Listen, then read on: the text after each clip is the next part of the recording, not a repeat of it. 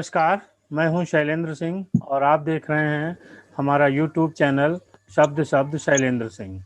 आज हम बात कर रहे हैं बिहार की राजनीति में चुनाव के बाद एनडीए को बहुमत मिला।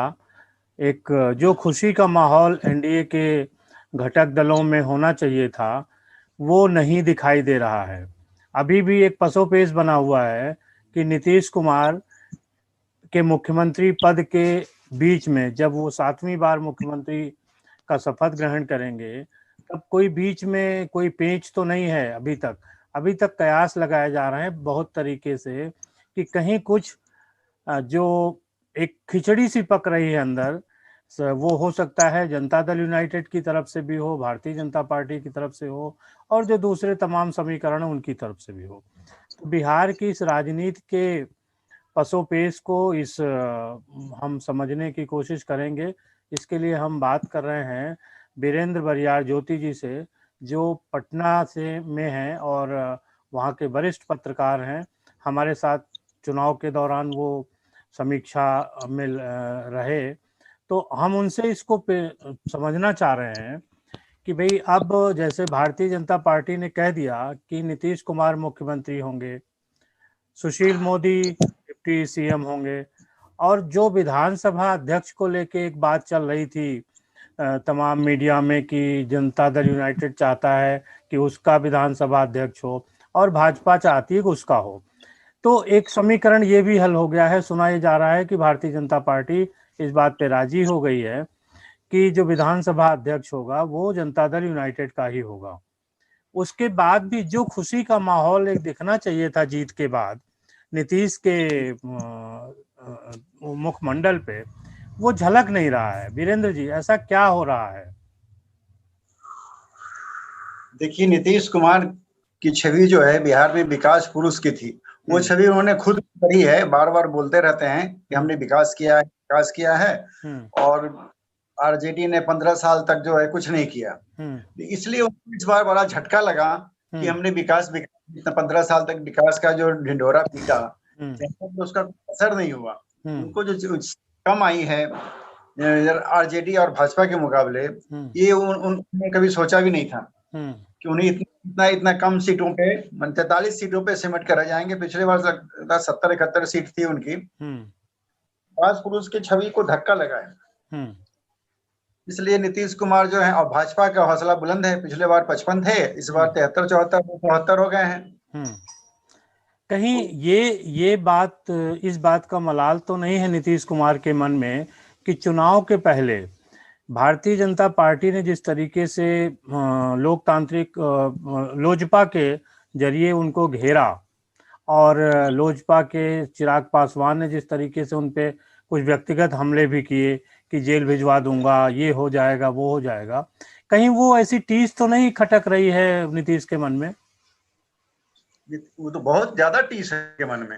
वो सृजन घोटाला और मुजफ्फरपुर जो है सेक्स रैकेट वाला मामला जो था, उसमें नीतीश कुमार फंसे हुए हैं बुरी तरह से। इसलिए भाजपा लगातार दबाव बनाती रही है और उसका यही खेल था कि चिराग पासवान को उसके खिलाफ खड़ा करके तो औकात बताया जाए, उनको हैसियत दिखाया जाए, और उन्होंने करने में भाजपा सफल रही। इसलिए नीतीश कुमार जो है बड़ा अजीब स्थिति में रहे कि भाजपा ने मेरे माथे कंधे पर रख के हमेशा बंदूक चलाया।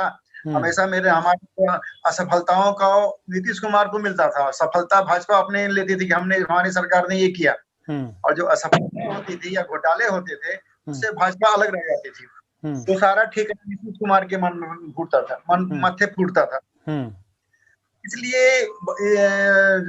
10 तारीख को जो रिजल्ट आने के बाद नीतीश कुमार बहुत अफवाह में थे कि भाजपा के साथ रहा जाए या जो 75 सीट आरजेडी के साथ है, तो लगता है यही मंथन कुछ चल रहा था।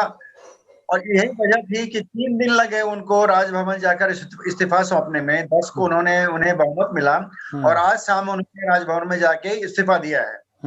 और 6 के बाद जो है मंत्रिमंडल का गठन होने का संभावना दिख रहा है।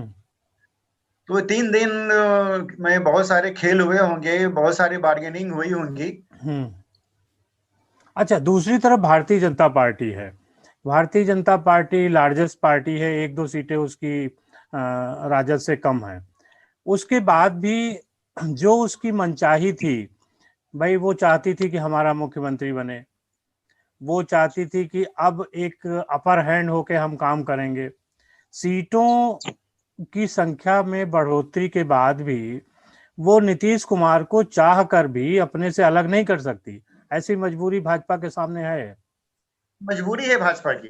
वो अगर नीतीश को छोड़ेंगे या अपना मुख्यमंत्री बनाने के लिए प्रेशर बनाएंगे तो आसानी से चले जाएंगे राजद के साथ।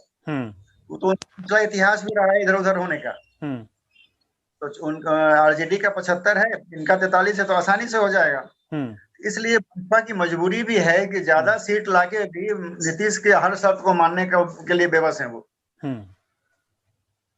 तो अभी जैसे जो विधानसभा चुनाव के पहले जो बिहार में राजनीतिक स्थिति थी और विधानसभा चुनाव के बाद, तो वैसी स्थिति दिख रही है, लेकिन क्या ऐसा लग रहा है कि साल 6 महीने बाद इसमें कोई एक बदलाव आ सकता है? देखिए, उस संभावना यहाँ अटकल है। यहाँ भी सत्ता के गलियारों में ये चर्चा है कि साल 2 साल के बाद जो है भाजपा नीतीश कुमार को हटा देगी या किनारे कर देगी, या फिर अभी नीतीश कुमार भी शायद इसी बात पे राजी हुए हैं कि अभी हमको मुख्यमंत्री बना दो, बाद में हम अपने आप इस्तीफा दे देंगे, तुम अपने आगे बढ़ो। अभी ये अटकलें यहाँ पर है बहुत सारी। हाँ, लेकिन ये हमको नहीं, ये आसान नहीं है, ये आसान नहीं है। नीतीश एक बार कुर्सी पे बैठेंगे तो फिर क्यों हटेंगे?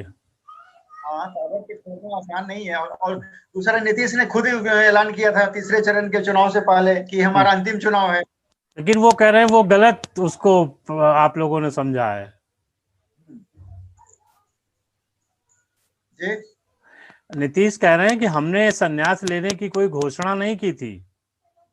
संन्यास लेने की घोषणा नहीं की है। उन्होंने कहा है ये कि हमारा आखिरी चुनाव है। हाँ, लेकिन उन्होंने नहीं कहा कि हम इसके बाद संन्यास ले लेंगे या क्या करेंगे, नहीं करेंगे। हाँ, तो अटकल ये भी है कि 1-2 साल के बाद नीतीश को कहीं राज्यपाल या केंद्र मंत्रिमंडल में शामिल कर लिया जा सकता है। लेकिन भाजपा की मजबूरी ये है कि यहाँ भाजपा का कोई ऐसा नेता नहीं है जो सबको लेकर चल सके। ऐसा कोई नहीं है जो साथ लेके चलने की क्षमता किसी में नहीं है। तो अगर कोई बाहरी, जैसे भूपेंद्र यादव का चर्चा था कि अगर भाजपा की लगा तो भूपेंद्र यादव को मुख्यमंत्री बनाया जाएगा। गिरिराज सिंह का भी चर्चा था। अच्छा, एक मजेदार चीज ये रहा कि जिस दिन रिजल्ट आ रहा था 10 तारीख को, ने क्या किया, पूरा पंपलेट छपवा के अखबारों में डलवाया कि हमको जो है मुख्यमंत्री के दावेदार हो सकते हैं, हमको जनता मुख्यमंत्री के रूप में देखना चाहती है। ये रविशंकर प्रसाद ने खुद अपना फोटो, मोदी का फोटो अखबारों में पंपलेट डाल के बंटवा दिया। अच्छा। तो फोटो तो एक आपकी प्रिया भी थी जिन्होंने छपवाया था मुख्यमंत्री के रूप में। वो तो 1 साल से कर रही थी, उन्होंने मुख्यमंत्री का दावेदार ही खुद को उम्मीदवार बनाया था। हाँ। लेकिन ये रहा कि बांकीपुर से भी उनको 2000 सीट भी नहीं मिला, मधुबनी में सीट खड़ी हुई थी, वहां 500 भी सीट नहीं, वोट नहीं। हाँ।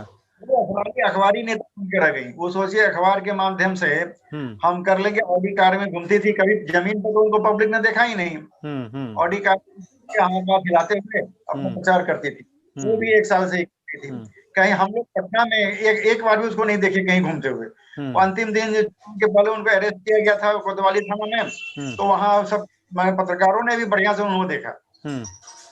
उनके आदमी ही, उनके जो थे चट्टे बट्टे, वही घूमते थे। अच्छा वीरेंद्र जी, जैसे अभी भाजपा और जनता दल यूनाइटेड की या राजग की जो सरकार है वो बन जाएगी, लेकिन जो खिंचाव चुनाव के पहले से लेके सरकार बनने के बाद और ये रहा है पूरे 5-6 महीने के अंदर, जो सभी ने देखा है कि दोनों पार्टियों के बीच एक खिंचाव रहा है, तो वो कैसे ये एक साथ मिलके चल पाएंगे आगे, या तमाम कुछ समस्याएं आप देख रहे हैं आएंगी?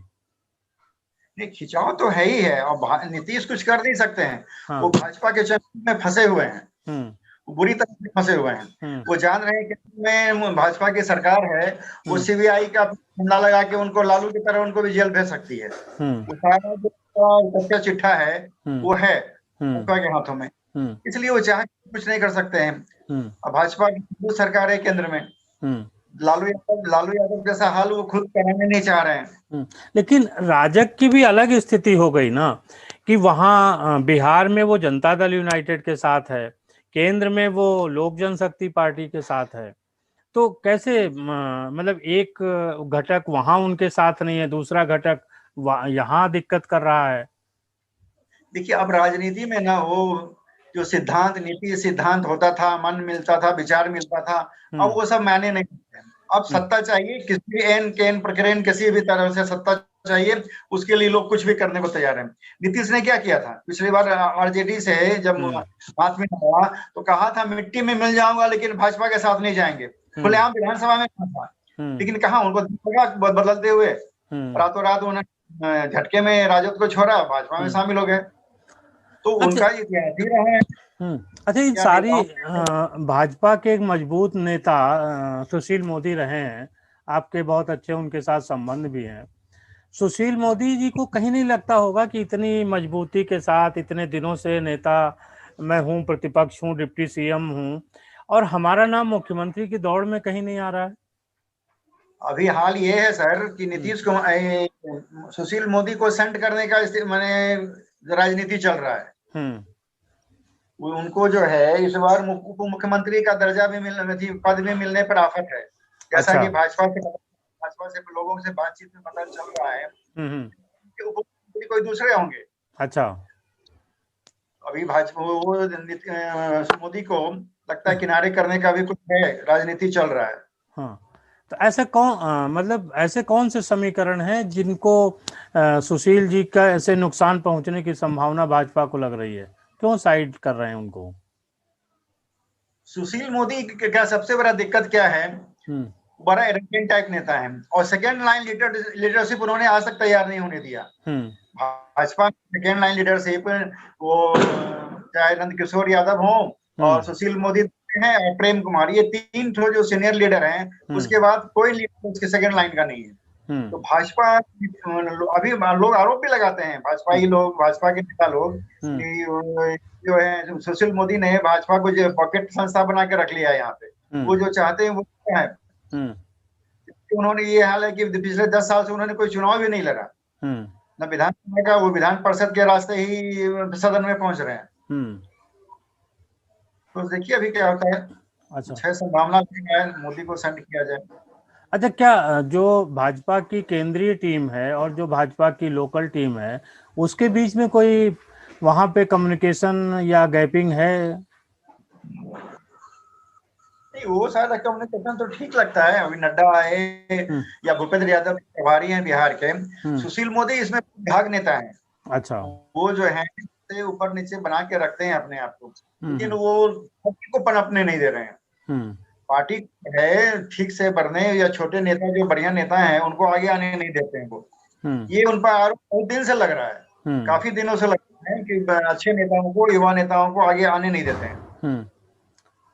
तो आप ये देख रहे हैं कि 16 तारीख को जो है नीतीश मुख्यमंत्री पद की शपथ ले लेंगे, ये अश्योर हो रहे हैं कि कुछ गड़बड़ हो सकता है?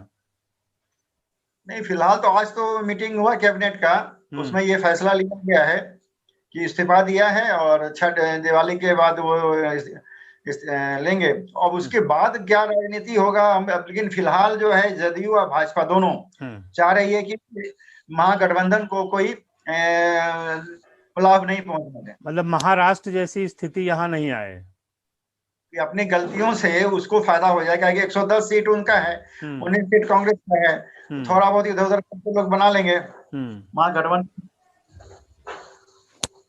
अच्छा, इन पूरे चुनाव में अब चिराग पासवान की क्या स्थिति है, क्या उनका वहां पे रोल रह गया है? देखिए, चिराग पासवान को वोट अच्छा मिला है। 5% वोट उनको आया है, उनके पार्टी को, कैंडिडेट को। हर जगह उनके जो करीब 15-20 कैंडिडेट जो हैं 300-400 वोट से हारे हैं। ठीक है, क्या नुकसान उन्होंने जदयू को हो गया है, उसके कारण जदयू को तो नुकसान पूरा कर दिया। नीतीश ने भी माना आज उन्होंने माना, चिराग का नाम नहीं लिया, लेकिन कहा कुछ जो है गलत राजनीति करके हमको डैमेज किए, और थोड़ा भाजपा को थोड़ा नुकसान हुआ, हमको ज्यादा नुकसान हुआ, ये आज उन्होंने माना है। अच्छा,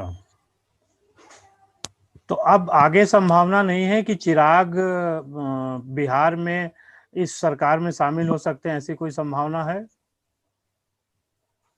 संभावना तो हो सकती है, क्या कि भाजपा का सॉफ्ट कॉर्नर है उनके प्रति, और इनका दोनों का एक दूसरे के प्रति है, तो आगे उनको हो सकता है कुछ अच्छा काम अच्छा मिल जाए उनको। अच्छा, संभावना तो है, मतलब एक मंच पे फिर आ सकते हैं सारे लोग। तो भाजपा चाहती थी कि नीतीश को डैमेज करे, भाजपा को उन्होंने कामयाब होने दिया, काफी सहयोग किया इसमें। नीतीश जो बड़े भाई बन के रहते थे, अब छोटे भाई बन के रहना उनकी मजबूरी है। नहीं, ये काम तो ये चिराग पासवान ने ही कर दिया, तो आज तक 10 साल में नहीं कर पाई, इस चुनाव में उन्होंने किया। आज भूपेंद्र यादव का बयान भी मैं कहीं पढ़ रहा था, उन्होंने कहा कि बड़े भाई छोटे भाई जैसी कोई बात नहीं है, और जो चीजें होंगी वो बाद में तय होंगी।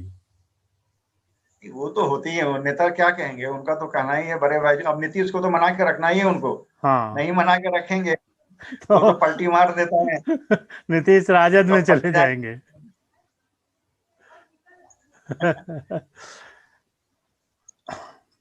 तो आप नज़र रखिए, और हम एक शपथ ग्रहण के बाद एक बार फिर आपके साथ जुड़ते हैं और नई जो वहाँ की स्थिति है उससे अवगत होते हैं। वीरेंद्र जी, बहुत बहुत धन्यवाद आपका, बहुत धन्यवाद।